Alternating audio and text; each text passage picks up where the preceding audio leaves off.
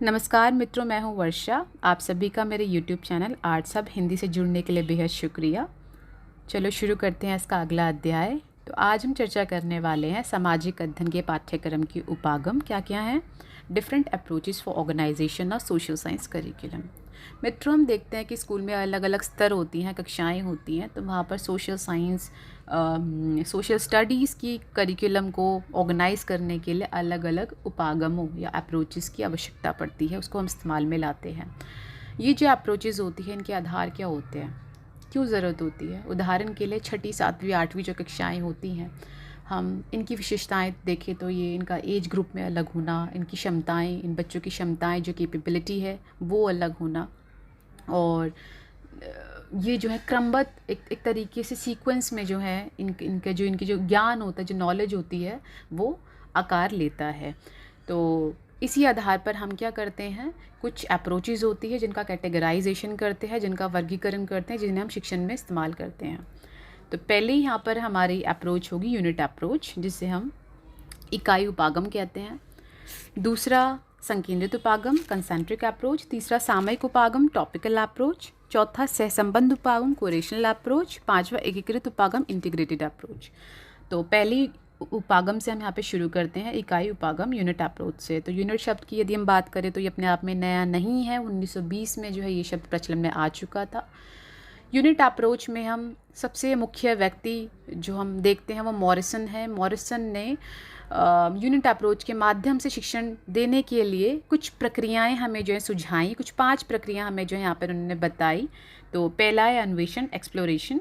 यहाँ पर जो शिक्षक होता है वो किसी जो नवीन इकाई होती है, जो कोई न्यू यूनिट होती है, उसे शुरू करने से पहले विद्यार्थियों से उसके संबंध में जो है उनकी प्रीवियस नॉलेज या जो पूर्व ज्ञान होता है उसे जानने का प्रयास करता है। दूसरा प्रस्तुतिकरण, प्रेजेंटेशन। इसमें शिक्षक जो इकाई का जो सब्जेक्ट मटेरियल है उसको छात्रों के समक्ष प्रस्तुत करता है। किसके माध्यम से? लेक्चर या बातचीत के माध्यम से, और साथ ही साथ उनसे प्रश्न भी करता रहता है ताकि उसे ये पता लग सके कि हाँ, बच्चे जो हैं अच्छे से उस यूनिट को समझ पा रहे हैं। तीसरा आत्मसातीकरण, एसिमिलेशन।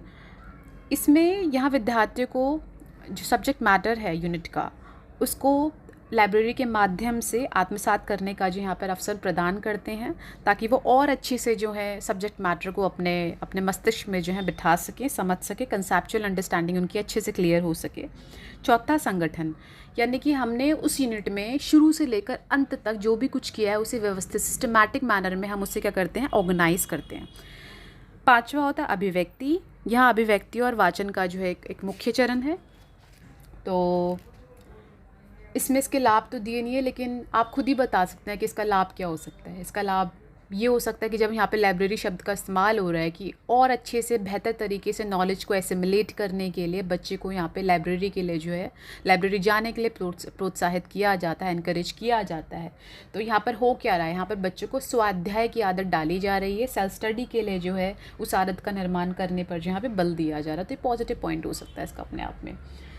दूसरा संकेंद्रित उपागम की हम बात करते हैं, जिसे हम कंसेंट्रिक अप्रोच कहते हैं। ये जेरोम ब्रूनर का जो सिद्धांत है, जिसे नॉलेज कैसे एक प्रक्रिया के आधार पर जो है स्थापित होती है बालक के अंदर, तो इस आधार पर जो है हम संकेंद्रित उपागम को देखते हैं। तो जैसे कि ब्रूनर ने, आप लोगों को पता होगा कि ब्रूनर ने हमें 3 स्तर बताए थे। पहला इनएक्टिव फेज़ हो गया, जहाँ पर बच्चा ऑब्जेक्ट के साथ जो इंटरैक्ट करता है, अंतक्रिया करता है। दूसरा आइकॉनिक फेज़, जहाँ पर बच्चा चीज़ों के संबंध में हेर फेर या मैनिपुलेशन करता है। तीसरा सिंबॉलिक फेज़, जहाँ पर बच्चा जो एब्स्ट्रैक्ट नॉलेज होता है, जो एब्स्ट्रैक्ट आइडिया होता है, अमूर्त विचार होता है, उस तक अपनी पहुँच जो है स्थापित करता है। तो जो कंसेंट्रिक अप्रोच होती है, यहाँ पर हम सरलता से कठिन की ओर बढ़ते हैं। यहाँ पर तुम ईजी टू डिफ़िकल्ट, इस मैनर में हम आगे बढ़ते हैं। होल टू पार्ट की ओर बढ़ते हैं यहाँ पर। अब होल टू पार्ट की ओर कैसे बढ़ते हैं यहाँ पर, तो क्योंकि यहाँ पर बच्चा ना प्रत्येक बिंदु के साथ सीखता है, एक बार में सब कुछ नहीं सीखता। एक कंसेप्ट आपने दे दिया तो यहाँ पर जो है तोड़ तोड़ के कुछ ना कुछ जो है पढ़ाया जाता है बालक को। जैसे कि हमने एक टॉपिक ले लिया, उदाहरण के लिए आप यूनाइटेड नेशन और वर्ल्ड पीस देख सकते हैं। तो यहाँ पर क्या होगा, हम प्राथमिक स्तर पर क्या पढ़ाएंगे, तो प्राथमिक स्तर पर हम यही पढ़ाएंगे कि जो विद्यार्थी है, विद्यार्थियों को हम यूनाइटेड नेशन से संबंधित यूनिसेफ के बारे में पढ़ाएंगे, यूनेस्को के बारे में पढ़ाएंगे, WHO के बारे में पढ़ाएंगे। फिर जब हम मध्य स्तर पर आ जाते हैं तो वहाँ पर हम बच्चे को वर्ल्ड पीस के बारे में पढ़ाएंगे, कोऑपरेशन के बारे में पढ़ाएंगे, यानी कि विश्व शांति और सहयोग के बारे में पढ़ाएंगे, उसकी ज़रूरतों के बारे में बताएंगे कि विश्व में क्यों इन सब की जो ज़रूरत होती है। माध्यमिक स्तर पर जब हम आते हैं, जब हम सेकेंडरी लेवल पर आते हैं तो यहाँ पर हम अंतर्राष्ट्रीय संबंधों के बारे में जानेंगे और भारत का यूनाइटेड नेशन, संयुक्त राष्ट्र संघ में भारत का क्या महत्व है और विश्व में भारत की क्या भूमिका है, इसके बारे में हम जानेंगे। तो हम क्या कर रहे हैं यहाँ पे, हम यहाँ पर क्या कर रहे हैं, होल टू पार्ट, यानी कि होल से पार्ट की तरफ पढ़ रहे हैं। तो इस तरह से बच्चा जो है लेवल वाइज, यानी कि स्तरों के अनुसार जो है अपनी जो ज्ञान होता है उसे बिल्ड करता है। तो क्योंकि ये अपने आप में मनोवैज्ञानिक सिद्धांतों पर भी आधारित अप्रोच है, तो कि इसमें हम स्तर के अनुसार जो है बच्चे को पढ़ा रहे हैं।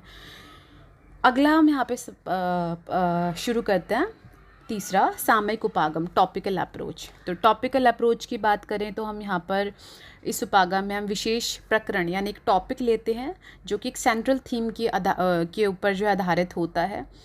जैसे उदाहरण के लिए हम ये देख सकते हैं कि कक्षा 6 के विद्यार्थियों के लिए हम लोकतंत्र को पढ़ा सकते हैं, उस टॉपिक को देख सकते हैं, और लोकतंत्र के साथ में और क्या क्या टॉपिक्स हो सकते हैं जिन्हें पढ़ाया जाना चाहिए, हम उन्हें अंश के आधार पर जो यहाँ पे चुन सकते हैं।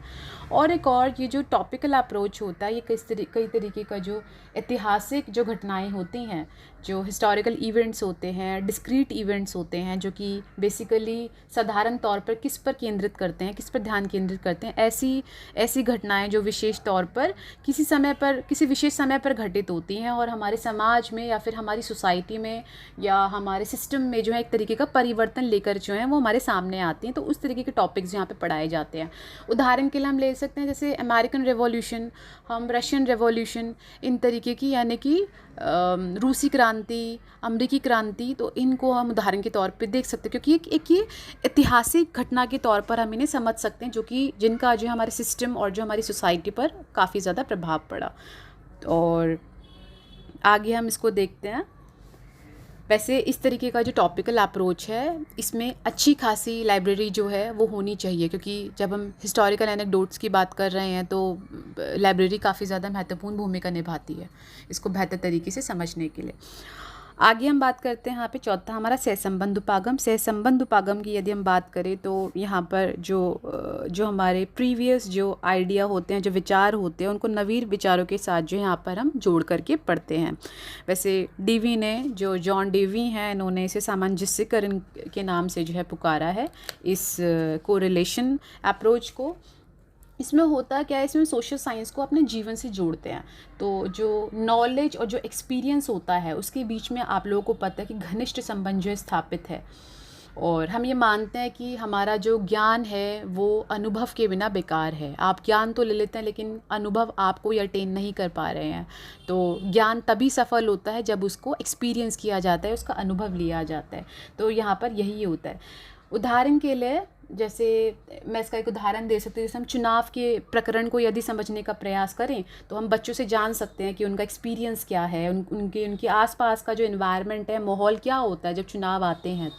तो ये हम जान सकते हैं। तो इस तरह से ये जो अप्रोच है, कोरिलेशन अप्रोच है, ये स्कूल और समाज के बीच जो खाई होती है उसे पाटने में सहायता या मदद करता है।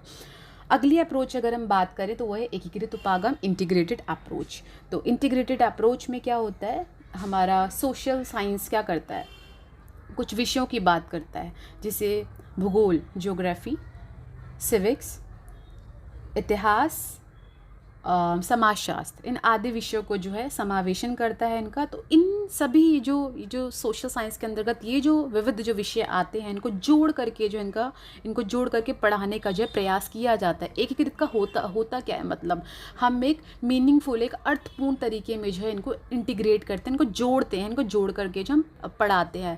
जैसे हम भारत में नहीं, हम किसी भी अगर हम नेशन स्टेट की बात करें तो उनका अपना क्या होता है, उनका अपना एक ज्योग्राफी होती है, एक ज्योग्राफिकल कंडीशन होती है, उनकी भौगोलिक स्थिति होती है, उनका अपना खुद का सरकार होती है, खुद की अपनी राजनीति होती है, खुद की राजनीतिक व्यवस्था होती है ना, खुद की उनकी अपनी अर्थव्यवस्था होती है। तो इस तरह से हम जो है देखते हैं कि कैसे सोशल साइंस जो है किसी एक एक ऐसे सिस्टम को समझने में जो है इंटीग्रेटेड मैनर में सहायता करता है, और ये बेहद इम्पॉर्टेंट है।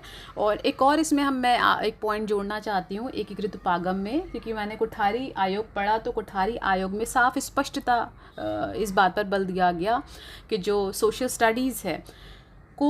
स्टडीज़ को इस उपागम, एकीकृत उपागम के जरिए जो है पढ़ाया जाना चाहिए, ना कि उसे तोड़ के। क्योंकि अगर हम तोड़ कर यदि हम सोशल साइंस के विषय को पढ़ाते हैं, यानी कि हम नागरिक शास्त्र को एक आइसोलेशन में पढ़ा रहे हैं या भूगोल को हम अलग से पढ़ा रहे हैं, पृथक करके इन विषयों को पढ़ा रहे हैं, तो इससे क्या होगा, इससे ये होगा कि हम इसको एक अर्थपूर्ण तरीके से मीनिंगफुली हम जो इसको नहीं समझ पाएंगे इस विषय को। ठीक है, तो यहाँ पर हमारा जो ये अध्याय है ये समाप्त होता है। अगले अध्याय के लिए आप लोग बने रहिए। आप लोग का बहुत बहुत शुक्रिया।